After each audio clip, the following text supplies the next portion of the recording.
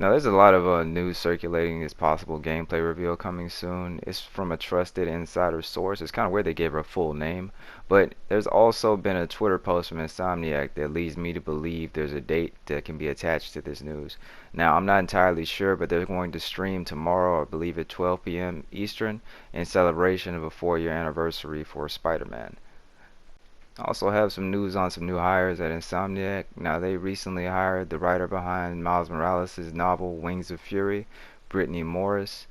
While I personally haven't read her book, I think it was a good hire by Insomniac. I mean, she's written a bestseller and it has some solid reviews. They also hired a concept artist from the MCU. He's worked on Captain America, Civil War, Doctor Strange, Thor Ragnarok, and Captain Marvel. Davison C. I cannot pronounce that last name. Now, I'm personally more of a fan of the comic than I am the MCU, but I'm sure Insomniac will make it work. There's been a lot of co-op rumors, and they all stem from someone finding code in the PC version, which shows they have plans to try co-op or multiplayer. Now, this doesn't really mean much. This is tried in a lot of games that ultimately end up staying single player. And Insomniac has come out and said that this game will not have co-op. Now, I don't know if they're setting us up for a big reveal or they're being brutally honest. I'm just going to trust Insomniac. I'm not really that crazy about it. It would be nice. I will admit it would be nice, but if it happens, if it doesn't happen, I'm still down. They said the story will be a lot darker this time around, and I cannot wait to see what they have in mind. Next, I have some rumors about confirmed enemies. This is really like a list of educated assumptions. Now, Craven is pretty much confirmed. You know, that's him speaking in the trailer, so I'm almost positive he's going to be in this game. Lastly, I just want to rant a little bit about Sony and Spider-Man. Now, the PlayStation 5 price increase has pretty much surrounded Sony in negative press, and I'm not on their side with this. I actually agree this is well deserved, this is well earned. This, it from a business standpoint seems ignorant, and from a consumer standpoint it seems very insensitive and greedy.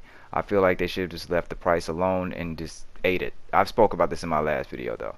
What I'm talking about here though is with Spider-Man, you know, with the hype around Spider-Man, with the success around Spider-Man, I honestly think this will just wipe away all the bad press.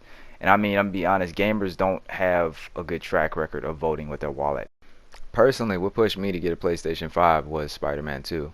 I was playing Miles Morales, which I enjoyed far more than the original Spider-Man, and I just came to the realization I don't want to have to wait to get Spider-Man 2 when it finally releases.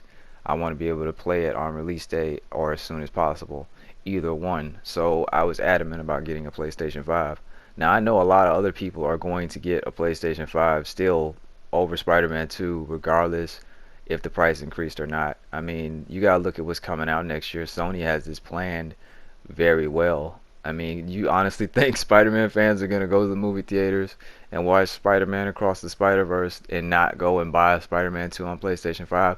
Now I'm sure like obviously there's Spider-Man fans that don't game, but for the most part, this is going to just boost sales for Sony both ways.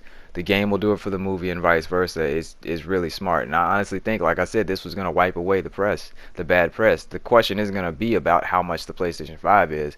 It's how good Spider-Man 2 is. And if it's good, if it's amazing, like I'm guessing it's going to be, then you know that's not really going to be much of an argument on why not to get a PlayStation 5. Now, honestly, I'm not with the price hike. I think this is a bad precedent that Sony's setting. I think that them being in the number one spot kind of is just like unlocked their greed.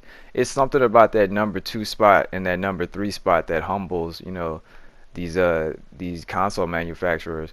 I mean, Xbox has never been number one or number two. They were fighting for number two with Sony for a while, but I think them being in third so much for so long has pushed them to be more pro-consumer.